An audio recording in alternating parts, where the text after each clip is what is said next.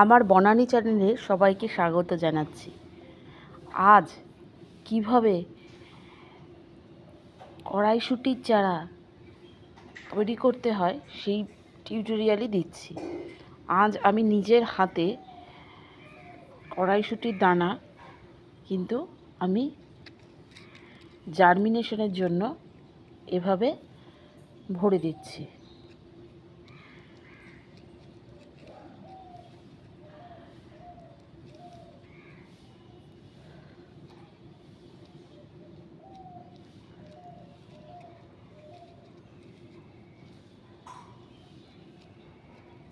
এই শীতে কড়াইশুঁটি যদিও একটু লেট হয়ে গেল, তবে মনে হয় পাবো সময় মতন।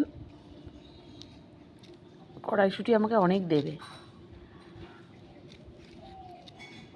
আর এই জায়গাটা যে ফাঁকা রাখলাম, এই জায়গাটায় একটা বেবি কর্নের সিডস দেব, সেটাকেও জার্মিনেশনের জন্য।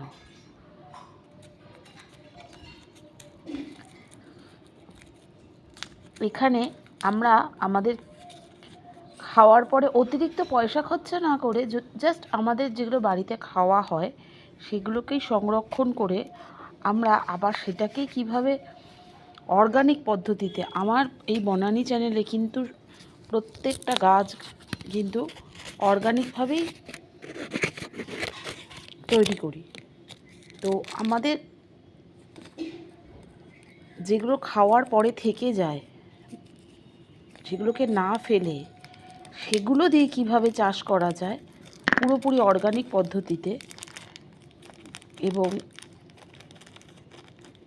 যেই সিডসটা আমরা দিচ্ছি সেই সিডসটার টেস্ট কী সেটাও কিন্তু আমরা অলরেডি খেয়েছি, সুতরাং আমরা জানি।